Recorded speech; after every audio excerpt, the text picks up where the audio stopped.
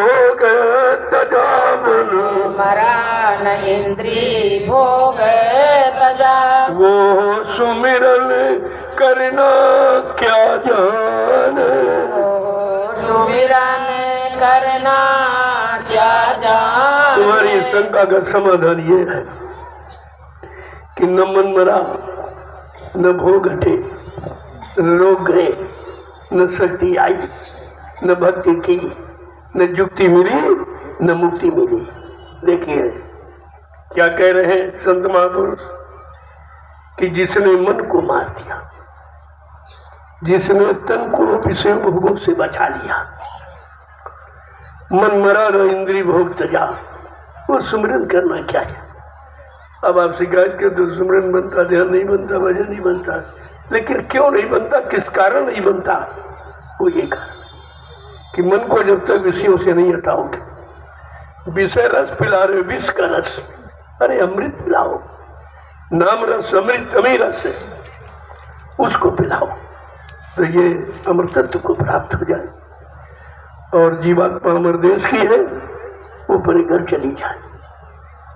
आगे क्या कह रहे हैं कि जो सुरती शब्द से जुड़ ना सकी, जो सुरती शब्द से जुड़ ना सकी, ये अंतर का तराना क्या जाने, अंतर का तराना क्या जाने। लेकिन महात्मा ने कितना रहस्यमय इशारा किया कि सुरत जीवात्मा रूह, इनकी खुराक क्या है? सत्य, नाम, आवाज,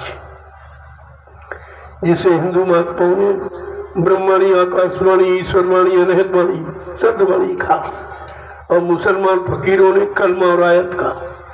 24 घंटे तुम्हारे इसी जिस्मानी मस्जिद और मनुष्य मंदिर में 24 घंटे आवाज, घंटा सन घड़ियाल 24 घंटे बजती। देखिए ये आवाज सुनने के लिए कान, जो रूह में कान, जीवात्मा कान, वो बंद है और वो दिव्य दृष्टि आपकी बंद है जिसके द्वारा देखा जाता। जिन फकीरों महात्माओं ने देखा उन्होंने खोल कर बताया और जिन्होंने सुना वो सुनाते, जिन्होंने पढ़ा है वो पढ़ के बताते, जिनको ने गा बजा के सुना वो गा बजा बनाते। लेकिन मिलाएगा वही जिसने मिला हो, देखा, जो स्वयं मिला हो, स्वयं देखा हो, वो आपको देखने की बात सिद्ध कर देगा। आगे क्या कह रहे हैं कि जिन शब्द कमाई करी नहीं, जिन शब्द कमाई करी नहीं, जिन शब्द कमाई करी नहीं, जिन शब्द कमाई करी नहीं, सत्संग सुनाना क्या जाने, सत्संग सुनाना क्या जाने। कहते जिसने कमाई की है वो कमाई करना सिखाएगा, जिसके पास कमाई है वो आपको दे सकता। लेकिन ये तो सब पढ़ने वाले, पढ़ाने वाले, सुनने वाले, सुनाने वाले, करने वाला कोई नहीं। करने वाला आपको करा सकता है, जिसने पाया है वो आपको मिला देगा। क्या कह रहे हैं कि जिन शब्द कमाई करी नहीं, जिन शब्द कमाई करी नहीं, सत्संग सुनाना क्या जाने, सत्संग सुनाना क्या जाने। जो लिए किताबी ज्ञान फिरे, जो लिए किताबी ज्ञान फिरे, जो लिए किताबी ज्ञान फिरे, जो लिए किताबी ज्ञान फिरे, वो सुरती जगाना क्या जाने, ओहो सुरती जगाना क्या जाने। प्रेमियों 4 में 6, 7, 18 पुराण, बाइबिल, कुरान अजीज से सब याद कर दो, सब रख डालो, लेकिन परमात्मा नहीं मिलेगा, प्रभु नहीं मिलेगा, खुदा का दीदार नहीं होगा। ये किताबें नहीं कराएंगी। ये जवानी आवाज भी मालिक को नहीं खुश कर देती है, अपनी सूरत जीवात्मा को नहीं जगा सकती, वो काले अक्षरों से नहीं जगती है, वो सत्य ज्ञान से जगती। और सत्य ज्ञान है सच्चे फकीरों के पास, सच्चे संत महात्माओं के पास। आपने फकीरों की तलाश की, संतों की तो चाहे संत को चाहे फकीर को एक ही बात है, केवल भाषा का झगड़ा है। मुर्शिद को गुरु को एक ही बात है, और सतगुरु को हो कोई की बात है, कोई अंतर नहीं। तुम भाषा के फिरके में फंस गए और सच्चाई से दूर चले गए। परमात्मा खुदा क्या भाषा बोलने मिलेगा? तुम चाहे जो भाषा याद कर लो, वो तो अक्षर ज्ञान से परे है, वो शब्द ज्ञान से मिलता है। आगे क्या कह रहे हैं कि जो लिए किताबी ज्ञान फिरे, ये सब बच्चा ज्ञानी किताबें पढ़नी, वेद पढ़नी, पुराण पढ़ लिए, लेकिन पाया नहीं, केवल गाया, सुनाया और बताया, लेकिन पाया नहीं। पाने वाला आपको मिलाएगा, सुनाने वाला सुना सकता है, गाने वाला गाने बजा के सुना सकता है, लेकिन जिसने पाया है वो प्राप्त करा देगा। आगे क्या कह रहे हैं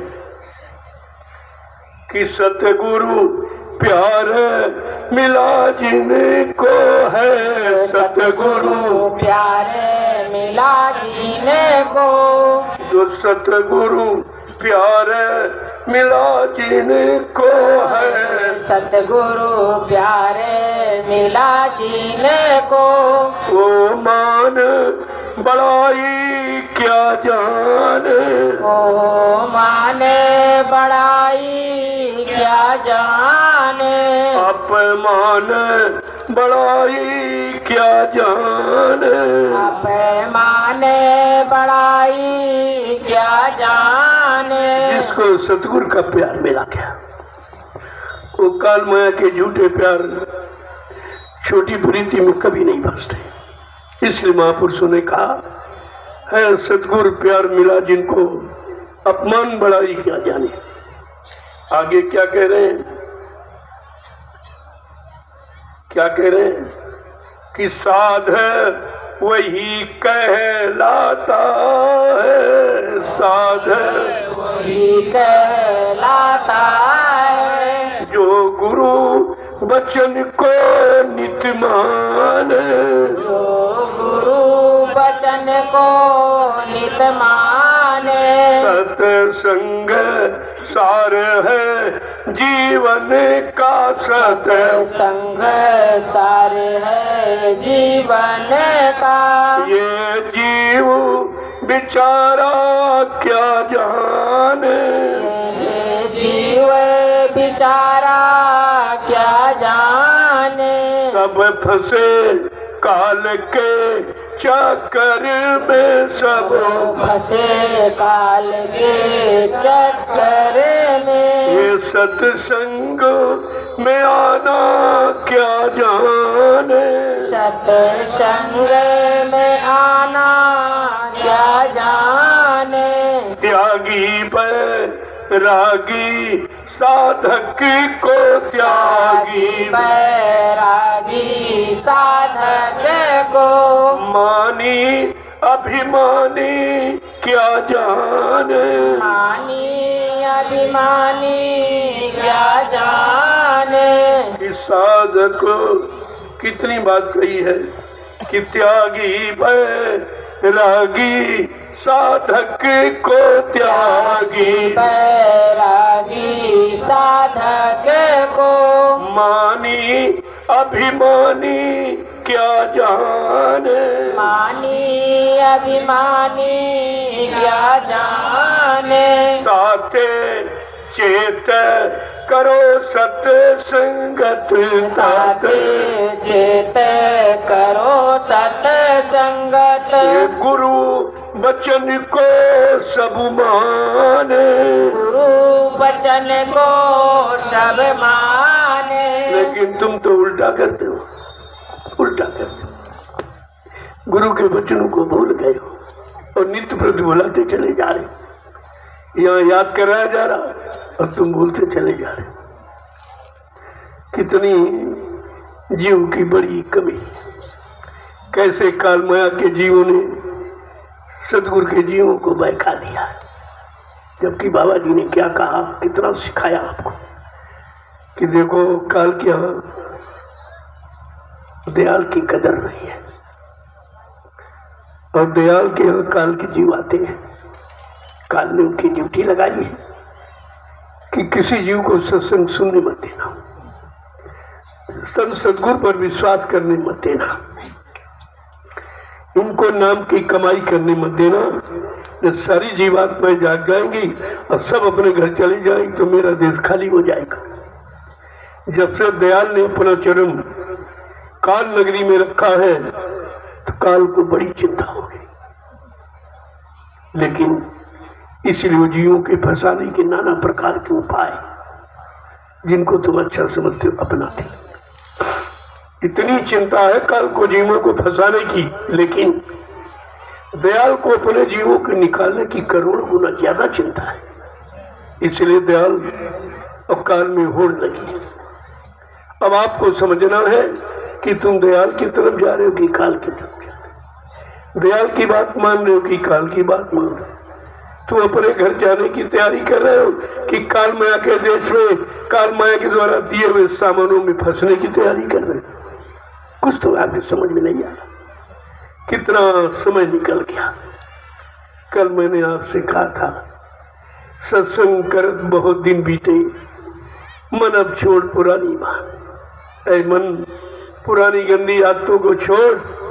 सत्संग करते करते महापुरुषों को कितना समय हो गया और तुमको सत्संग सुनते सुनते कितना समय निकल गया, लेकिन तुम्हारे मन की गंदी एक भी आदत नहीं सुधरी। आगे क्या कह रहे हैं कि बिना सत्संग के काम कोई बनी नहीं सकता।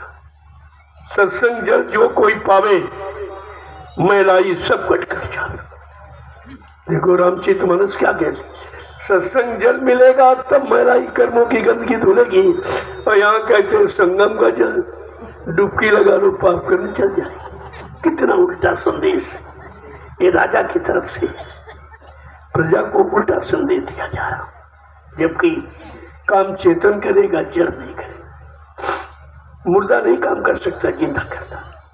जिंदा को जड़, मुर्दे को जड़ कहते, जिंदे को चेतन कहते। कितना समझा के महापुरुषों ने कहा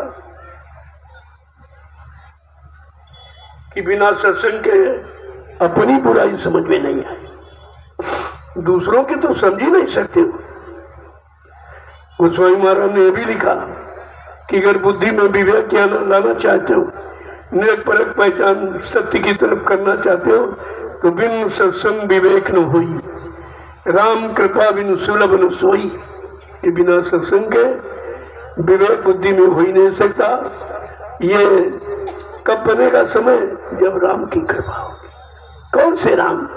ये सीताराम की नहीं, जो राम का राम है, जो कृष्ण का कृष्ण है, जो शिव का शिव है, जो विष्णु का विष्णु है, वो मिलेगा। जब वो मिलेगा तो सारी सच्चाई को खोलकर तुम्हारे अंदर प्रविष्ट कर देगा। क्या कह रहे हैं समझा के कि माया में फंसे जीव, ये पापी कुकर्मी, ये बेचारे सच्चाई को कैसे जानेंगे?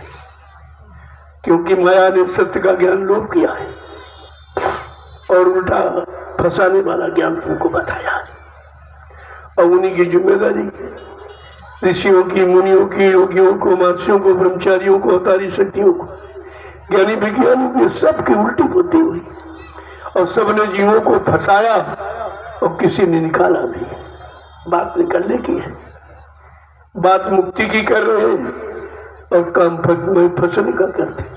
मुक्त कहाँ कोई हुआ? और कहा कि पानी में डुबकी लगाओ मुक्ति मिल जाएगी। मिल गई। कितने को मिल गई? कहते तर गए। हमने कहा नहीं, वो सब तरे चले गए नीचे, तो नीचे चले गए। अब दोबारा उनको मानो मंदिर नहीं मिलेगा, क्योंकि अकाल मौत में परमात्मा के दिए पंचभौतिक मंदिर को आपने जड़ता में नष्ट किया है। जड़ता की ममता ने आप में लगाया है, लिहाजा वो परमात्मा अब ये चेतन स्वरूप नहीं देगा आपको, नहीं दे, कभी नहीं देगा। और ये काम राजा के द्वारा, यही जब हिरण्यकश्यप राजा था तब भक्त प्रहलाद बेटे की बात नहीं माना तो परिणाम क्या हुआ? विनाश। यही बात राजा रावण अपने भक्त विभीषण भाई की बात नहीं माना, परिणाम क्या हुआ? विनाश। यही बात भगवान कृष्ण की यदुवंशियों ने नहीं मानी तो 56 करोड़ का विनाश। आज वही कौम मेरे सामने खड़ी है, वही खड़ी है, मथुरा से लेकर सारे देश में वही खड़ी, और वही काम कर रही है। जो कृष्ण भगवान की बात नहीं मानी तो इंसान की बात तो कैसे मानने का? अगर मान जाएगा तो बच जाएगा, लेकिन जिनको बचना नहीं है वो सत्य, अच्छी, नेक, भली बात अपने हित की कभी नहीं मानेंगे। आपको इस पर विचार करना चाहिए। इसीलिए कई वचन, ये सत्संग है, ये अध्यात्म की चर्चा है, तो तुम्हारे मन को शुद्ध करे और जीवात्मा का कल्याण करे। अब मैं आज कुछ मुसलमानों के लिए कहना चाहता हूँ। वो सोचेंगे कि बाबा जी आए हमारे लिए कुछ नहीं कहा। अरे हम तो सबके लिए कह रहे हैं। अब तुम जाति बंधन में फंसे पड़े हो, जबकि तुम्हें खुद होश नहीं है कि जब माँ के पेट से बच्चा पैदा होता, चाहे हिंदू घर में हो, चाहे मुसलमान घर में, चाहे सिख, ईसाई, ब्राह्मण, क्षत्रिय, वैश्य, किसी घर में हो, लेकिन किसी ने अपनी जाति नहीं बताई। क्यों? मानव का बच्चा मानव ही होगा, बैल का बच्चा बैल ही तो होगा। ये तो नियम है। और तुम इंसान के बच्चे हो कि हिंदू मुसलमान के बच्चे हो, ब्राह्मण, क्षत्रिय, वैश्य, सर्जन के बच्चे हो। इंसान, परमात्मा ने कि इंसान ये आपको बनाया, एक इंसानी शक्ल उसने बनाई, कुछ नहीं, न जात बनाई, न पात, न धर्म बनाया, और न हिंदू मुसलमान बनाया, न सिख ईसाई बनाया, न ब्राह्मण क्षत्रिय वैश्य सर्जन बनाया। क्या बनाया? एक इंसानी शक्ल। उस इंसानी शक्ल को तुम अपनी मानसिकता से चाहे हिंदू कह लो, चाहे मुसलमान कह लो, चाहे सिख ईसाई कह लो, लेकिन वास्तव में वो इंसान है। और इंसान भी आप नहीं रहे, क्योंकि इंसानियत तो इंसान है, मानवता तो मानव है। न मानवता है न इंसानियत आप में है, लिहाजा आप तो इंसान भी नहीं हो। जात की बात तो छोड़, कैसे फंस गए आप? अब कोई निकालने वाला तो है नहीं, जो आया उसी दलदल में फंसता रहा, जाति के दलदल में, मोह के दलदल में, ममता के दलदल में, भोगों के दलदल में, इसी में फंसता रहा जो भी आया।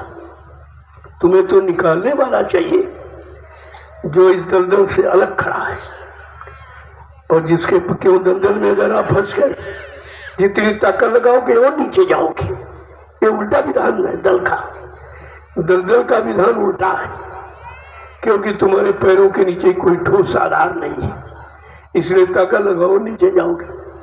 तुम्हें उस दलदल से निकालने वाला चाहिए जो दलदल से अलग खड़ा है, और धीरज से कोई डोरी रस्सी फेंक दे और आपको खींच लेगा।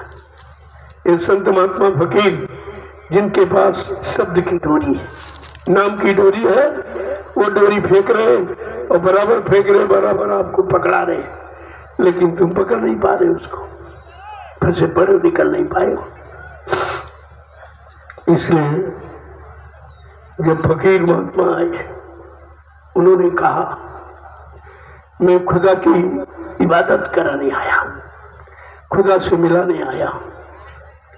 कौन सी इबादत? जबान की नहीं, रूह से इबादत। रूह से इबादत सुबह शाम कर। फकीरों ने क्या कहा?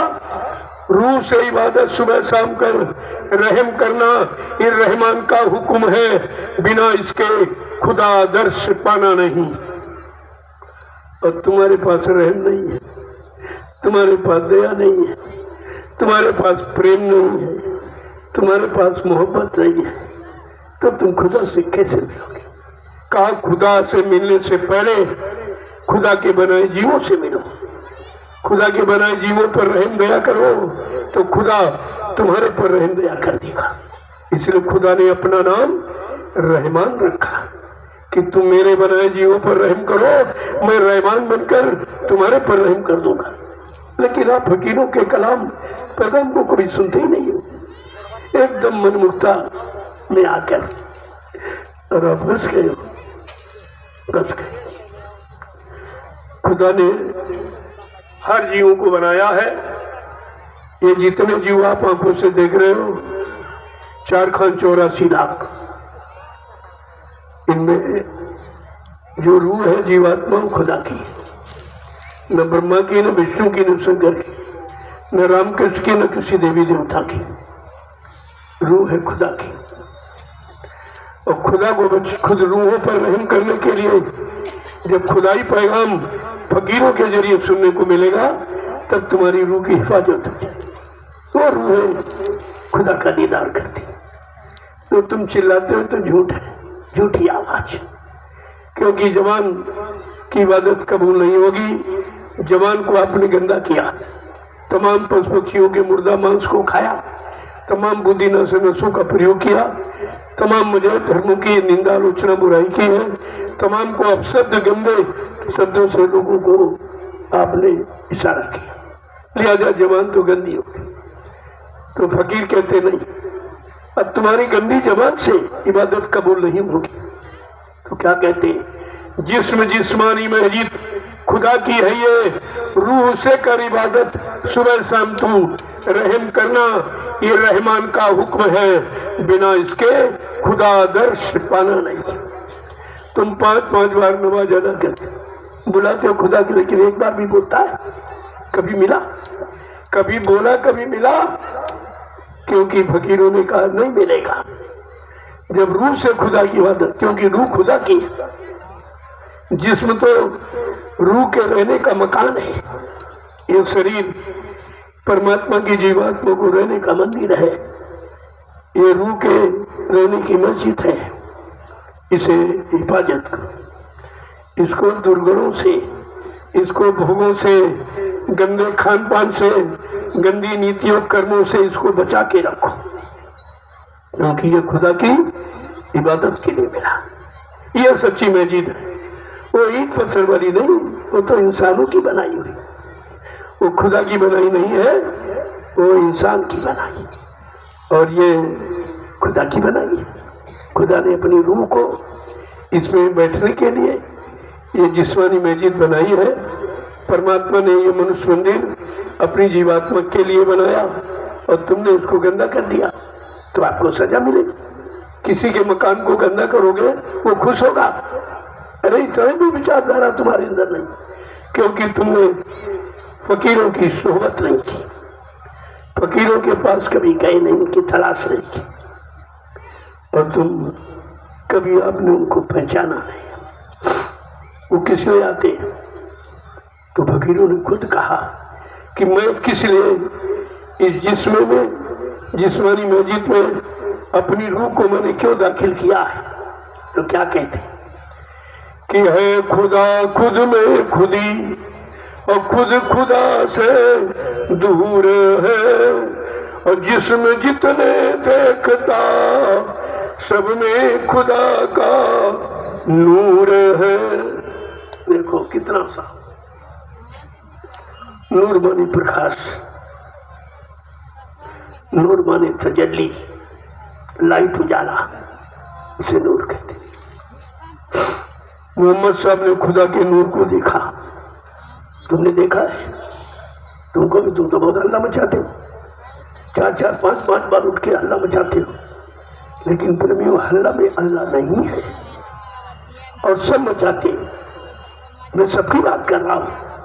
हिंदू मंदिर की चोटी पर लाउड स्पीकर लगा के हल्ला मचाता, और मुसलमान मस्जिद की चोटी पर लाउड स्पीकर के हल्ला मचाता, ग्रंथी गुरुद्वारे की चोटी पर लाउड स्पीकर लगा के हल्ला मचाता, और ग्रंथी यानी पादरी और ग्रंथी चोटी पर, गुरुद्वारे की चोटी पर लगा के हल्ला मचाता, ग्रंथी पादरी। लेकिन मैं यही पूछ रहा हूँ कि तुम सबने हल्ला मचाया, क्या हल्ला में अल्लाह मिला? हल्ला में परमात्मा मिला? हल्ला में सच्चा सदगुरु मिला है? कुछ नहीं। और फिर भी चेतन नहीं रहे, इतने ढीठ हो, इतने बेशर्म हो कि कोई बोल भी नहीं रहा फिर भी बुला रहे।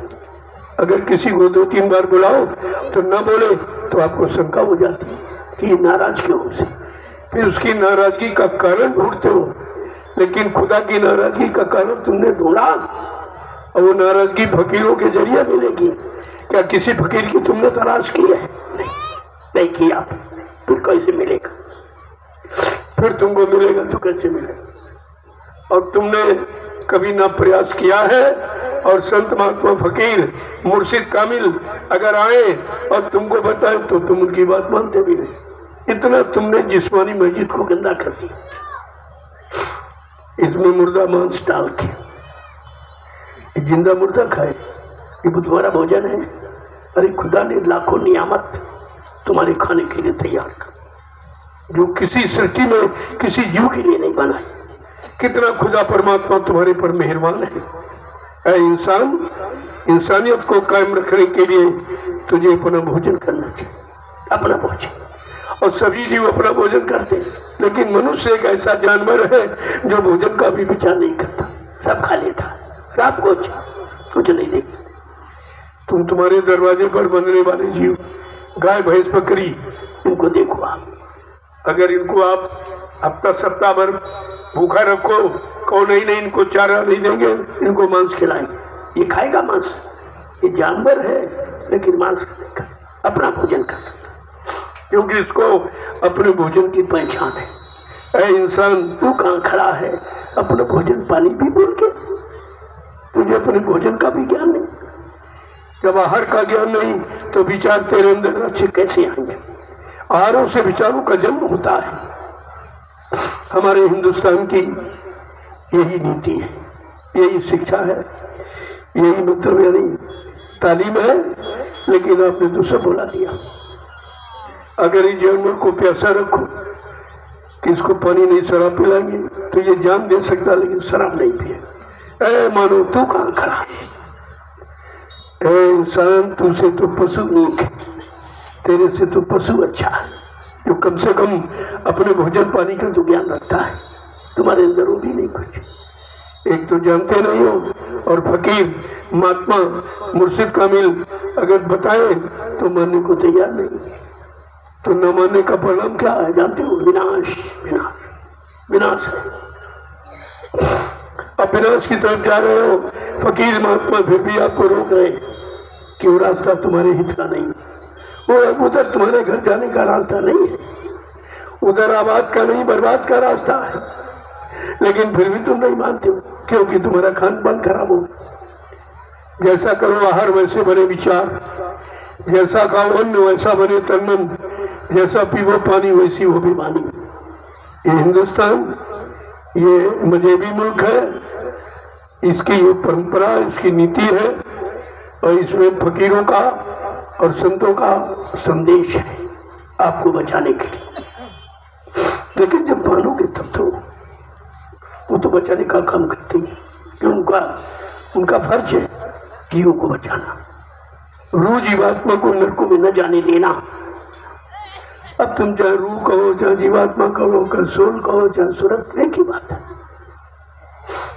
हिंदुओं ने जीवात्मा कहा, मुसलमानों ने रूह कहा, अब विज्ञान ने जीवात्मा कह दिया, संतों ने सूरत कहा। लेकिन बात है कि अपने अपने समय की भाषा का प्रयोग करके जीवों को जगाने के लिए, सही सस्ते रास्ते पर चलाने के लिए महात्माओं फकीरों ने अपना पूरा फर्ज अदा किया। मानो न मानो खुशी आपकी, हम मुसाफिर कल अपने घर जाएंगे, हम लौटाने नहीं आए, हम तो इशारा करने आए। मालूम तो अच्छी बात है, तुम्हारा बचाव हो जाए। तो जीवों को बचाने के लिए, जिस्म को पाक साफ रखने के लिए, रूह, ये खुदा की रूह है, ये नरकों में न जाने पाए, तो उसके लिए उन्होंने संदेश रखा। क्या कहा कि है खुदा खुद में खुदी, और खुद खुदा से दूर है, और जिसमें जितने देखता सब में खुदा का नूर है। कौन सा ऐसा जिस्म शरीर है जिसमें खुदा की रूह परमात्मा की जीवात्मा नहीं है? जब रूह जीवात्मा जिस शरीर में नहीं रहेगी वो शरीर मुर्दा हो जाता है, वो मुर्दा है। केवल रूह के कारण जिंदा है, आत्मा के कारण जिंदा है। लेकिन तुम क्या करते हो? रूह जीवात्मा के रहने का मकान है ये जो शरीर, इसको काटते हो, बर्बाद करते हो और उसका मुर्दा मांस खाते हो। आपने कौन अच्छा सा काम, कौन सी अच्छी इबादत आपने सीखी? अब गंदगी में तो कोई पूजा स्वीकार नहीं होती, गंदगी से कोई इबादत स्वीकार नहीं होती। इसलिए रात दिन चिल्लाते हो कभी खुदा मिला?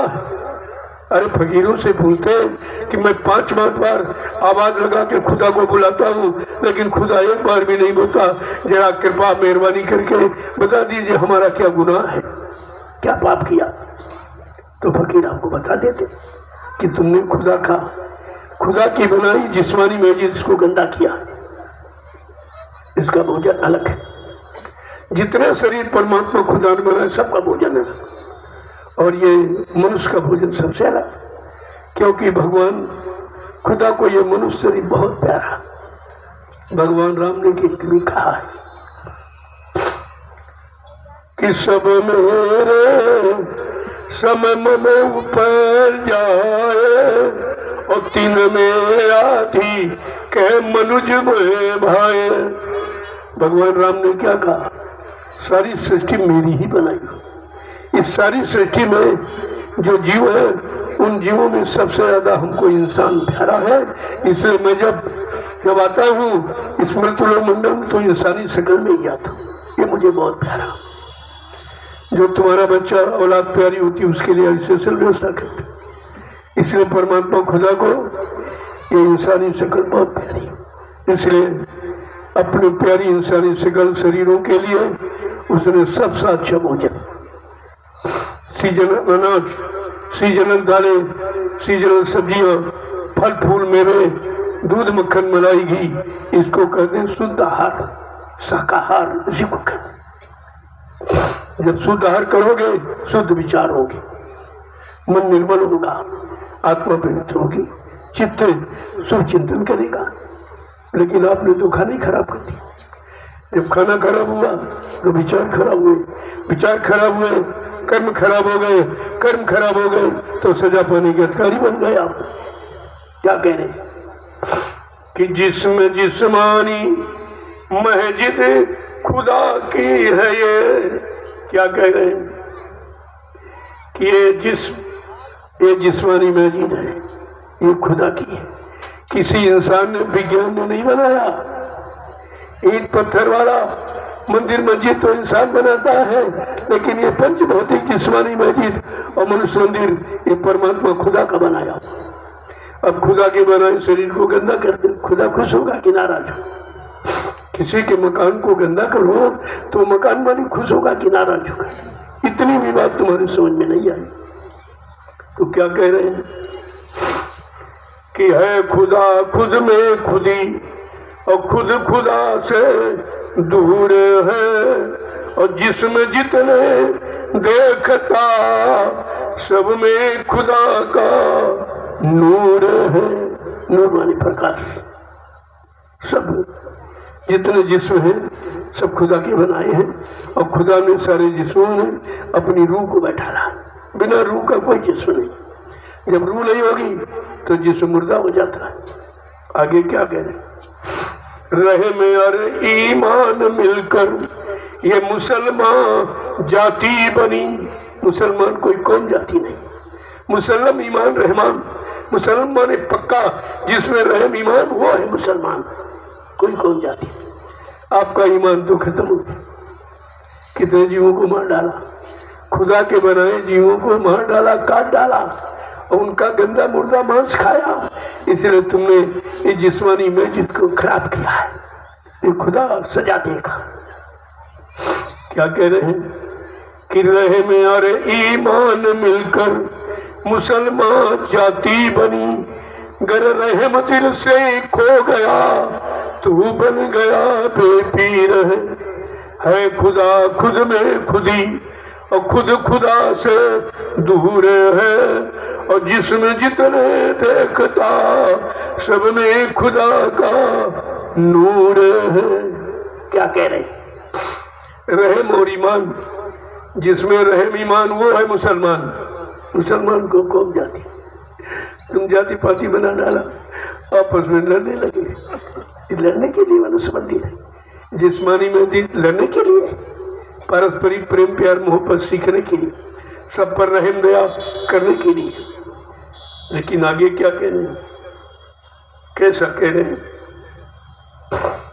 जब तुम रहम ईमान से खाली हो गए तो बेरहम हो गए, जब बेरहम हो गए तो खुदा ने रहम करना बंद कर दिया।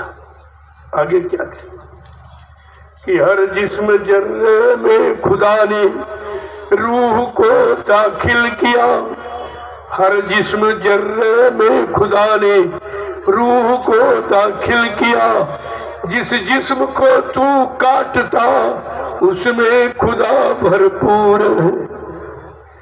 जब खुदा की रूह हर शरीर में है तो जिस शरीर को आप काटते हो तो खुदा की बनाई व्यवस्था बिगाड़ते हो, खुदा खुश होगा।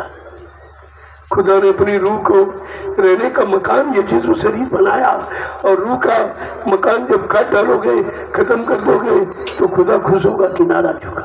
इतनी भी समझ तुमको नहीं आई। आगे क्या कह रहे हैं? कितना समझा के कह रहे हैं? और तुम आवाज लगाते हो रोज रोज। कौन सी आवाज लगाते हो? बिस्मिल्लाह हिर्रहीमुनिर रहमान को गुहराता, गुहराता आवाज लगाते। क्या कह रहे हैं? बिस्मिल्लाह हिर्रहीमुनिर रहमान को गुहरावता। बन गया तू खुद वो कातिल, समझे खुदा को दूर है खुदा खुद में खुदी, और खुद खुदा से दूर है, और जिसमें जितने ये देखता सब में खुदा का नूर है। देखिए ये नेक सलाह है, ये जिस्मानी मस्जिद की सच्ची इबादत का तरीका है। आगे क्या कह रहे हैं? क्या समझा के कह रहे हैं? करता गुनहगार बनकर, फकीर क्या कह रहे हैं? करता गुनहगार बनकर अंत तो जख जाएगा। ये गुनाह है, ये पाप है जो खुदा की बनाई जिस्म को काटता है, बर्बाद करता है, रूह को रहने का मकान खत्म कर रहा, रूह को बेघर बना रहा। क्या कह रहे हैं? क्या कह रहे हैं? समझा करके। करता गुनहगार बनकर अंत तो जख जाएगा। दो जख, उर्दू में दो जख, हिंदी में नरक कहते। अगर गुनाह करोगे, गुनाहों की बस्ती में गुनाह करते रहोगे, अंत में दो जख नरकों में आपको जाना पड़ेगा। गुनाह करने की सजा नरकों में है। क्या कह रहे हैं फकीर? करता गुनहगार बनकर अंत तो जग जाएगा। दरबार हो गए कि जब खुदा के, और तब तू क्या बतलाएगा। एक दिन तुम्हारी रूह को इस जिस्मानी मस्जिद से निकाल कर खुदा के दरबार में खड़ा कर दिया जाए, और खुदा पूछेगा मैंने तुम्हारे लिए पीर पैगम्बर औलिया मुर्शिद कामिल फकीरों को, संतों को भेजा, तुमने उनके इंसानी कलाम को नहीं सुना था, मानवता और रहम से दया भरते संदेश नहीं सुना था। अब तुम्हारी यहाँ कोई सुनवाई नहीं। मोहम्मद साहब भी तुम्हारी तरफ से गवाही नहीं देंगे, क्योंकि फकीरों को खुदा भेजता है इंसानों को इंसानियत का पाठ पढ़ाने के, इनमें रहम और दया का भाव भरने के लिए वो भेजता है। आगे क्या कह रहे हैं? करता गुनहगार बनकर अंत तो जख जाएगा। दरबार हो गए जब खुदा के, और तब तू क्या बतलाएगा। बोल क्या कहेगा? तुम दरबार में झूठ नहीं बोल सकते। तुम्हारी कर्मों की वही वो धर्मराज के पास में है और सारे तुम्हारे गुनाहों का फैसला करते हैं। वो दिखाएंगे तुमने ये गुनाह किया, ये पाप किया, फला तारीख को इनको काटा, इनको मारा, इनको सताया, अपमानित किया और इनके मुर्दा मांस को तूने खाया है। मुर्दा मांस गंदगी खाकर तुमने जिस्मानी मस्जिद जो खुदा की दी हुई है और रूह की यानी मतलब रहने का मकान तूने गंदा किया। लिहाजा सजा, सजा क्या? विनाश, विनाश की। क्या कह रहे हैं? क्या कहिए कि जब आप इस तरह के गुनाह करोगे और वहां जब फरिश्तों को आदेश दिया जाएगा कि जाओ उसको ले जाओ, इसने पीर पैगम्बर औलिया मुर्शिद कामिल फकीरों के पैगाम कलाम को बिल्कुल नहीं माना जो रहम और ईमान और दया से भरा हुआ। जाओ इसको ले जाओ फला नरक में, इतने साल तक शरीर को काटो, इसने बहुत शरीर को काटा है, लिहाजा इसको वही सजा दो जो इसने खुदा के बनाए जीवों को दी है। इतने बरस तक काटो, जलाओ। इन्हें मतलब यानी एक तरह से नहीं, सारे कर्मों का हिसाब वो खुदा के दरबार में होता और तुम्हें उस दरबार का हाल मालूम नहीं कुछ। आगे क्या कह रहे हैं? फिर सजा फरमान को भी खुदा मजबूर है। कह रहे जब पीर पैगम्बर औलिया मुर्शिद कामिल फकीरों को, संतों को जब खुदा अल्लाह ताला ने भेजा कि जाओ जिस्मानी मस्जिद को पाक साफ रखने का पैगाम कलाम सुना देना, रूह को दोजख में नरके में जाने पाए उनको मेरा संदेश दे देना। लेकिन आपने तो किसी का सुना ही नहीं, किसी की बात अब मानी नहीं है, तो खुदा कह रहा अब तुम्हारी कोई नहीं मानेगी। तुमने फकीरों की बात नहीं सुनी, अब तुम्हारी यहाँ दरबार में कोई सुनवाई नहीं होगी और मोहम्मद साहब भी तुम्हारी तरफ से गवाही नहीं देंगे। आगे क्या कह रहे कि शुक्र कर ले उस खुदा का। अंत में क्या कह रहे फकीर कि शुक्र कर ले उस खुदा का और जिसमें जिसने ये दिया, अगर खुदा का शुक्रगुजार कर जो तुमको अपनी बात जिस्मानी मस्जिद खुदा की सच्ची इबादत के लिए दे दी, नरकों से बचने के लिए दे दी, पाप से अलग होने के लिए दे दी और सब पर रहम और दया करने के लिए दे दी। लेकिन आप तो कुछ नहीं करते, सब विपरीत, सब बरखिलाफ कर रहे हो। तो क्या कह रहे कि फिर सजा फरमान को भी खुदा मजबूर है। जब खुदा के बनाए पीर पैगम्बर औलिया मुर्शिद कामिल फकीर संत महात्माओं की बात को, वचनों को नहीं माना, तो खुदा कह रहा मैं मजबूर हूँ, मैं तुम्हें सजा देने के लिए मजबूर हूँ। क्या करूँ? तुमने मेरे भेजे हुए पीर पैगम्बर औलिया मुर्शिद कामिल फकीर संत महात्माओं के वचनों को नहीं माना जो तुम्हारे हित के, तुम्हारे भले के, तुम्हारे कल्याण के लिए थे, तुम्हारी दोजख यानी रूह को दोजख से बचाने के लिए थी। आपने उनकी बात नहीं मानी तो मैं मजबूर हूँ सजा देने के लिए। क्या कह रहे हैं कि फिर सजा फरमाने को भी खुदा मजबूर है खुदा खुद में खुदी और खुद खुदा से दूर है और जिसमें जितने देखता सब में खुदा का नूर है। प्रेमियों क्या कह रहे? शुक्र कर ले उस खुदा का और जिसमें जिसने ये दिया, पाक रख इस जिस्म को सबने इसे सिजदा किया। जिसने अपने जिस्म को पाक साफ रखा, पीर पैगम्बर औलिया मुर्शिद कामिल फकीर संत महापुरुषों ने उनको लोग सीधा प्रणाम करते और तुम्हें नरक भेजने की तैयारी करते। ये है करनी का फल, ये कर्मों की सजा। क्या कह रहे हैं कि पाक रखे इस जिस्म को सबने इसे सिजदा किया और स्वाद के फिरके में फंसकर कहां पर गिर गए? इस जबान के क्षणिक स्वाद में, स्वाद के फिरके में फंसकर। क्या कह रहे हैं?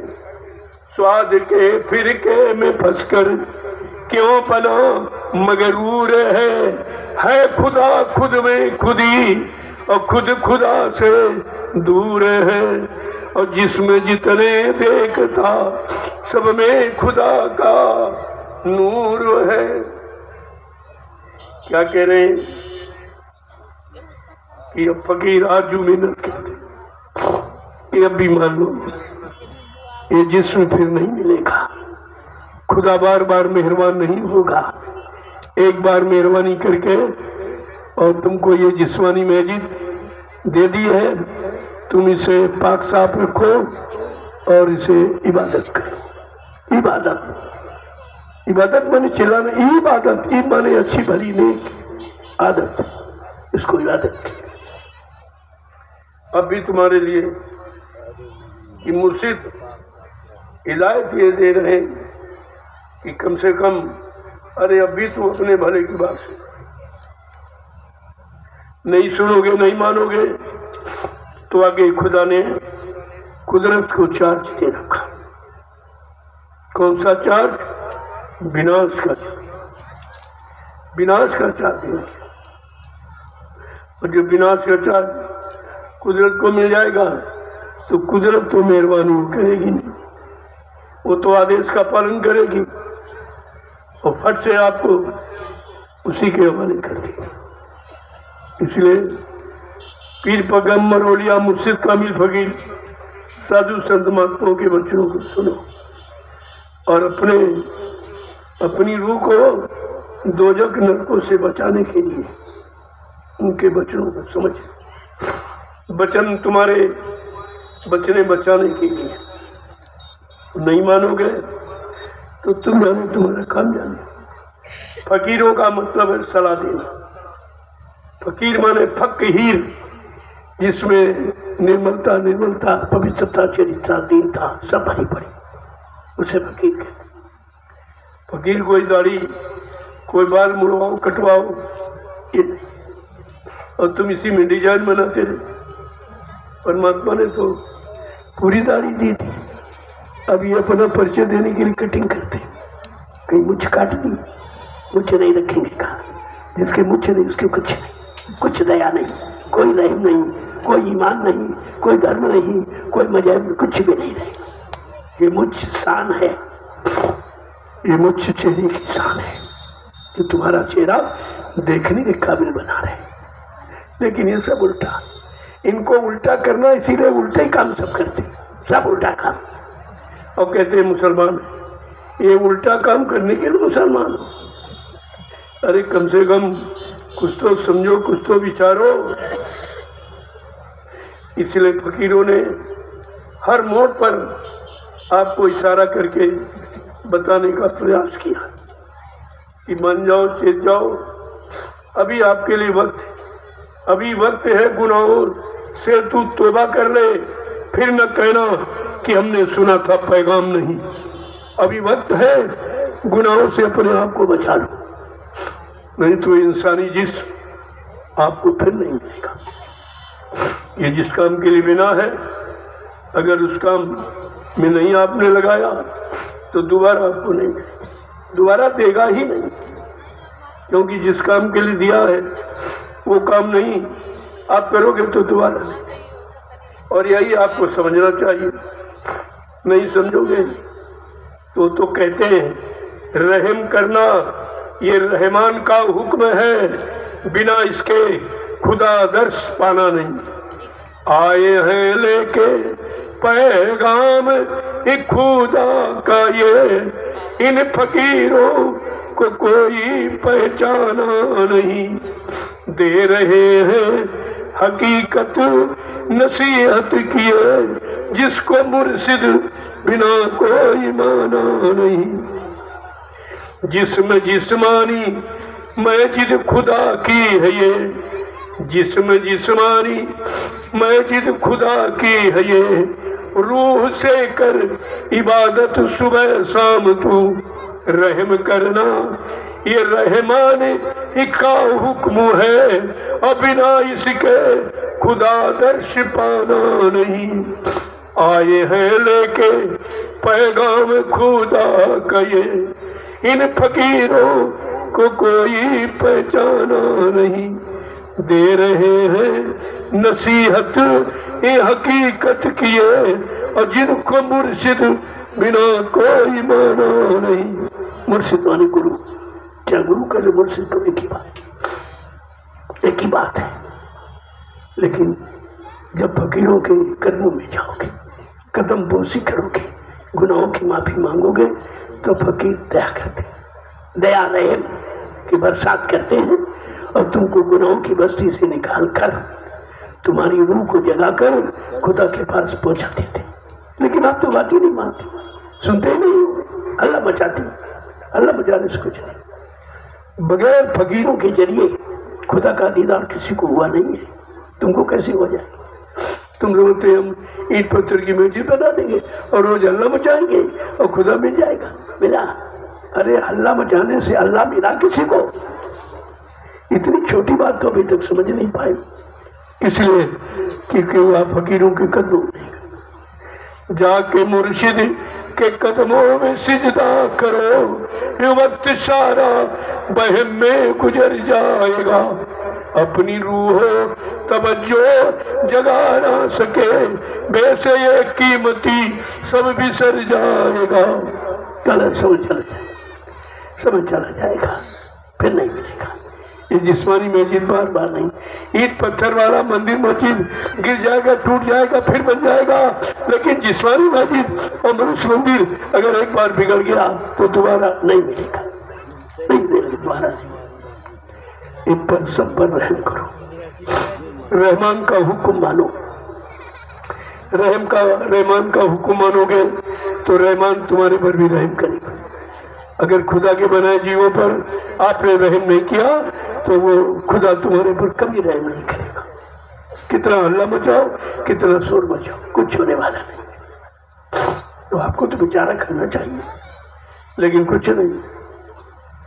वक्त से जाग कर वक्त को जान लो, वक्त से वक्त को अपने पहचान लो।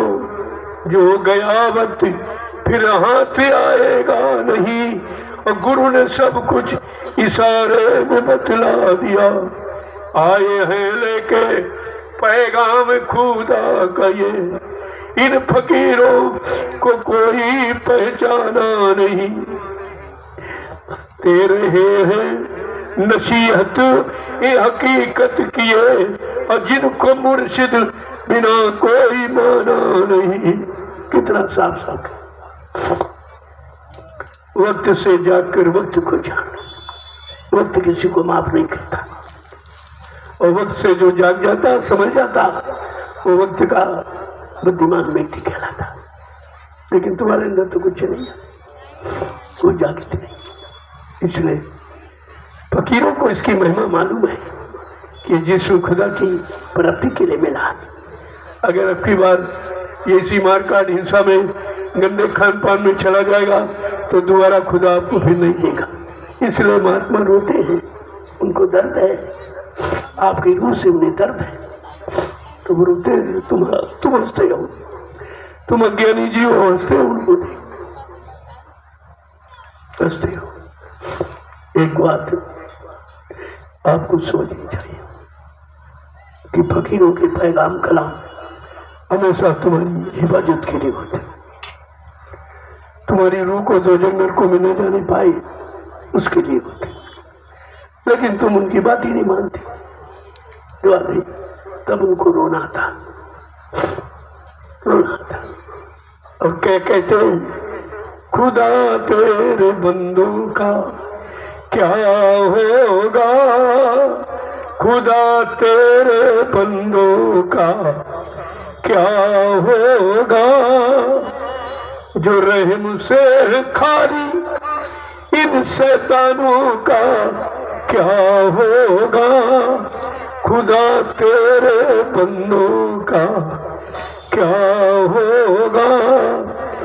जो सुबह न करते न शाम को करते इबादत, इन शैतानों का क्या होगा, खुदा तेरे बंदों का क्या होगा। खुदा तेरे बंदों का क्या होगा। तो फकीरों को दर्द है, इसलिए रूह को तो जग पहचाने की तैयारी देखकर उनको रोना आ रहा कि ये जिस्म शरीर नहीं मिलेगा और रूह को कभी तो जग से बचने का रास्ता नहीं मिलेगा। पता नहीं फकीर महात्मा आए नाम, वो ऐसी दया कृपा मेहरबानी करे ना करे कोई जरूरी नहीं है। इसलिए समय से जागो, समय से चेतो, फकीरों के दरबार में जाओ, कदम पोशी करो। वो दया मेहर की नजर तुम्हारे पर डाल देंगे, तुम्हें गुनाहों की बस्ती में गुनाहों से निकाल कर सच्चे घर खुदा के दरबार में पहुंचा देंगे। जय गुरुदेव, जय गुरुदेव, जय गुरुदेव, जय गुरुदेव। और क्या कहते हैं, कितना सच्चा संदेश कह रहे हैं। ऐ गुनाह करने वालों कि मेरे रोने पे हंसने वालों, मेरे रोने पे हंसने वालों, तुमने ये राज समझा नहीं है। कोई तौबा ही तड़फा रही है, कोई तौबा ही तड़फा रही है। आदमी खुद तड़पता नहीं है। मेरे रोने पे हंसने वालों, तुमने ये राज समझा नहीं है। कोई तौबा ही तड़फा रही है, आदमी खुद तड़पता नहीं है। जय गुरुदेव, जय गुरुदेव, जय गुरुदेव, जय गुरुदेव, जय गुरुदेव, जय गुरुदेव। जय गुरुदेव। नाम किसका? प्रभु का, प्रभु का प्यारा नाम, जय गुरुदेव, प्रभु का प्यारा नाम। जय गुरुदेव, सतयुग को लाएंगे, जय गुरुदेव, विश्व में शांति को लाएंगे, जय गुरुदेव, जन जन में प्रेम को लाएंगे। जय गुरुदेव, जोर से बोलो, सब मिल बोलो, बोलना होगा, अभी से बोलो। दुख दर्द हरेंगे, सब कष्ट मिटेंगे, सुख शांति भी देंगे। सबके दाता, सबके मालिक, प्रेम से बोलो। ये नाम नहीं इंसान का, ये नाम है खुदा का, ये नाम अल्लाह ताला का। अभी आपने समझा का, हरि के 1000 नाम, करोड़ों नाम विष्णु भगवान, अनंतों नाम परमात्मा के।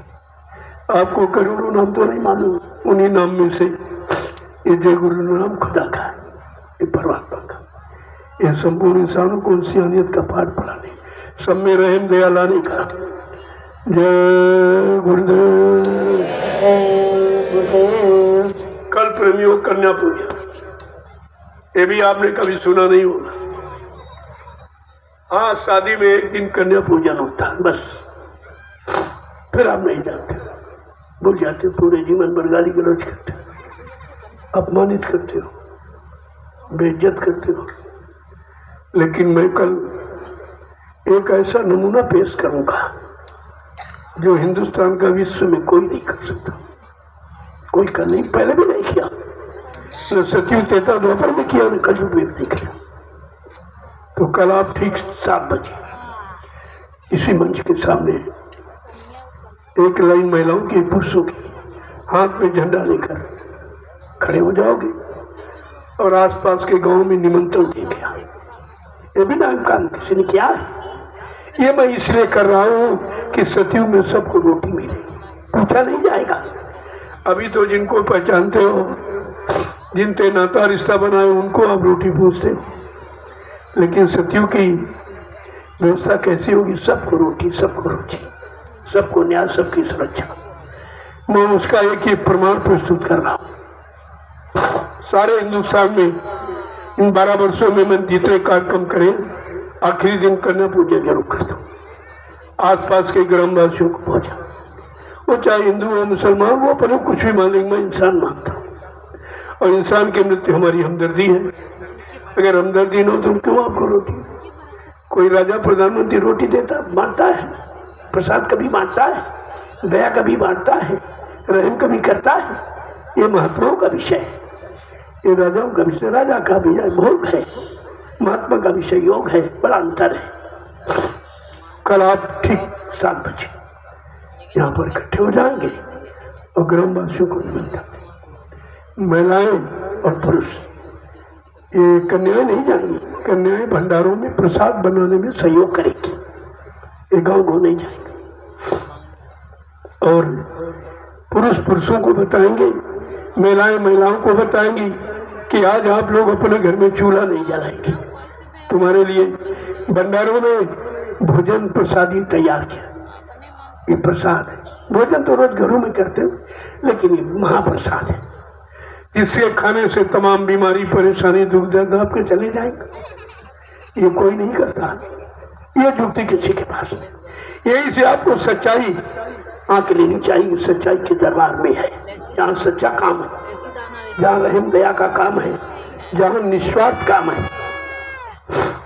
तो ये कल आप ये करें और ये भी कहोगे जिनके पास कुंवारी कन्या जिनकी शादी नहीं, वो गार्जियन जिम्मेदार संरक्षक अपनी बेटियों को साथ में ले और कुटी के बाहर लाइन लगा के खड़ी हो जाए। मैं उनको अपने हाथ से महाप्रसाद दूंगा और बरकत दूंगा, जिससे उनके चरित्र की रक्षा हो, सतीत्व की रक्षा हो। यही कन्याएं आगे मां बनेगी, जिनसे भक्त प्रहलाद ध्रुव पैदा हो तो धर्म की स्थापना हो जाएगी और सच्चे सूरवीर त्यागी चरित्रमान बच्चे पैदा होंगे तो देश समाज का काम हो जाएगा। इसलिए ये व्यवस्था मैं अपनाता हूँ। कोई नहीं जानता, न राजा जानता, न प्रजा, न महात्मा कोई जानता। इस पर किसी का ध्यान नहीं। सब बेचारे स्वार्थ लोभ लालच में डूब गए, उनको नहीं पता परमात्मा क्या। तो कल आप ये करें, अगर कन्याओं के दर्शन तो मैं देवियों का दर्शन करूंगा, उनको अंतर में प्रणाम करूंगा, उनको बरकत दूंगा और उनको महाप्रसाद दूंगा। एक पहले समझ लो आप। अगर समय बचेगा तो मंच पर आऊंगा। अगर कन्या ज्यादा हो गई, संदेश तो मैंने आज आपको ठोक बजा के पूरा दे दिया, कोई बाकी नहीं रखा। और मेरा स्वास्थ्य कितना खराब आप देख रहे हो, बहुत खराब, लेकिन काम करने के लिए नहीं है खराब है, काम करने के लिए खराब नहीं, क्योंकि काम का इस शरीर से मन बुद्धि चित्त से संकल्प लिया गया है, तो काम के लिए कैसे खराब करें। तो उतनी देर ठीक रहता है कि ठीक अपना काम कर दो, जो जनहित का, समाज हित का, देश हित का, धर्म हित का आप कर दीजिए, लेकिन इसके बाद मैं फिर आ जाऊंगा। हाँ, उनको मैं स्वागत कर रहा हूँ तुम्हारा, फिर भाई आ जाना, लेकिन कुछ देने के लिए बीमारी भाई तुम थोड़ी देर के अलग हो जाओ, अलग बैठ जाओ, मैं काम करूँ, इसके बाद फिर तुम्हारा स्वागत है। कभी इनकार नहीं करता, क्योंकि उसका भी लेन देन जीवों का है, वो तो भुगतान करना पड़ेगा। सब तरह के जीव आए हुए, मांसाहारी, शराबी, कबाबी, व्यभिचारी, पापी, कुकर्मी, सारे जीव तो आए, उनका बोझा ढोना बड़ा कठिन है। तुम अपना बोझा नहीं ढो पाओगे, यहाँ तो करोड़ों का बोझा ढोना, तो बीमार तो रहना ही है। ये बीमारी कोई खत्म नहीं कर सकता, लेकिन धीरे धीरे सब तुम्हारे अंदर ये नसीहत हकीकत सब मिल जाएगी कि महात्मा काम करने के लिए आते हैं, आराम करने के लिए नहीं आते।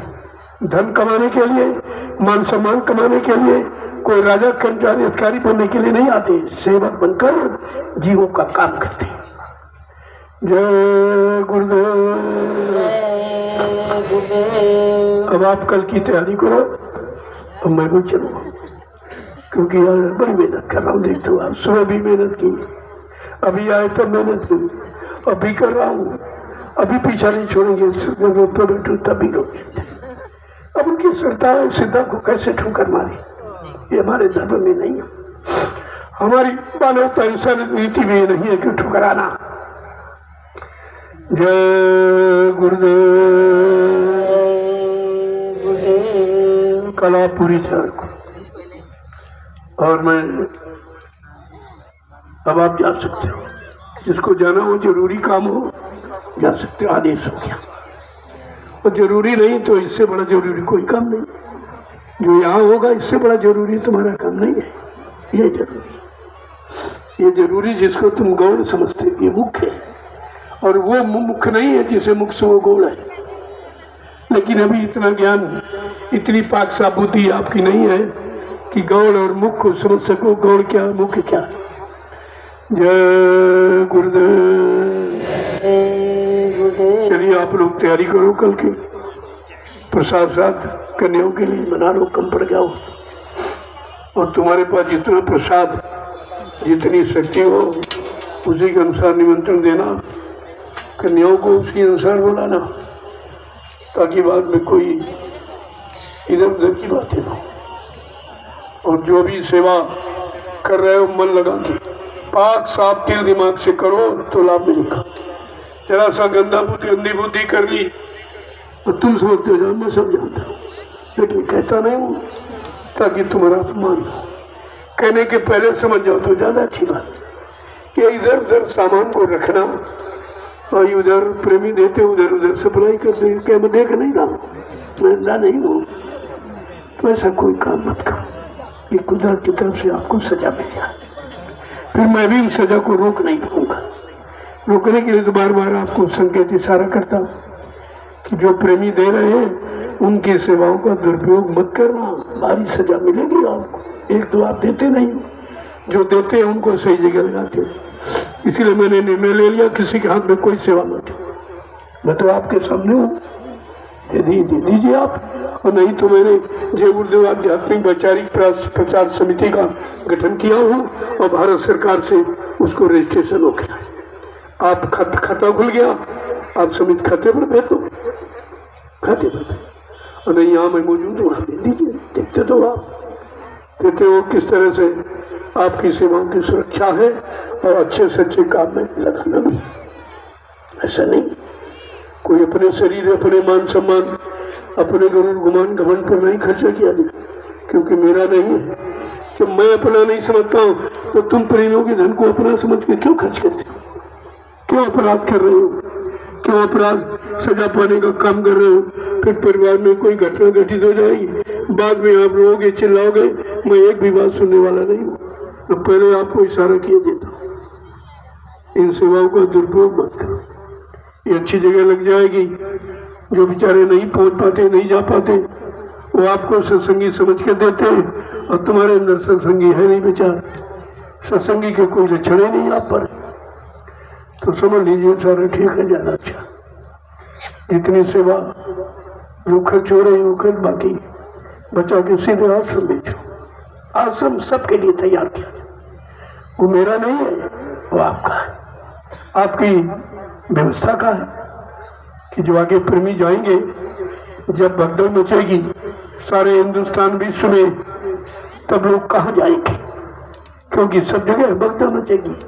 कोई तो जगह ऐसी होनी चाहिए, वो जगह है 88,000 ऋषियों की तपोभूमि नैमिषारण्य, वो जगह, वहां पर आपकी संभाल हो सकती। इसलिए मैंने आपकी गाड़ी कमाई को उसी स्थान पर लगाना उचित समझा, ताकि आपको लाभ मिले। आपकी गाड़ी कमाई से जो व्यवस्था बन जाए तो भविष्य में आने वाले करोड़ों लोगों को लाभ मिले। ये सबसे बड़ी सेवा है, यही सच्चा परमार्थ है। जय गुरुदेव। अब आप चलो भंडारों में प्रसाद बनवाने की तैयारी करो। कितने गांव में निमंत्रण देना है, जिम्मेदार लोग कल आगे चलेंगे घंटा संग बजाते हुए। ये आपको निमंत्रण घर घर पहुंचाना है। इसको कहते हैं सतयुग की व्यवस्था, इसको कहते हैं सबको रोटी देने की व्यवस्था, रोजी की व्यवस्था, रोटी की व्यवस्था। मैं उसकी एक छोटा सा उदाहरण ये आपके सामने रखना चाहता हूँ। जय गुरुदेव। लोगों, हमारे पुलिस के कर्मचारी अधिकारी उनसे अभी तो नहीं मैंने कहा, लेकिन कल उनको आना चाहिए, क्योंकि अभी तो हमारे प्रेमी आए हुए, इनमें कोई खतरा नहीं। लेकिन कल गांव के लोग शराबी कवाबी भी आ सकते हैं, गंदे विचारधारा में आ सकते हैं, इसलिए हमको कल तुम्हारी जरूरत है, कल आपकी जरूरत है, आप आइए। ऐसे नहीं, आपको सम्मान देकर भेजूंगा, जो सम्मान सरकार ने आपको नहीं दिया या हिंदुस्तान में परिवार वालों ने नहीं दिया, मैं वो सम्मान है बरकत दे के आपको विदा करूंगा, जो हिंदुस्तान में कोई नहीं देता। जय गुरुदेव। चलिए अपने में भंडारों में तैयारी करो, कल ये काम आपको करना।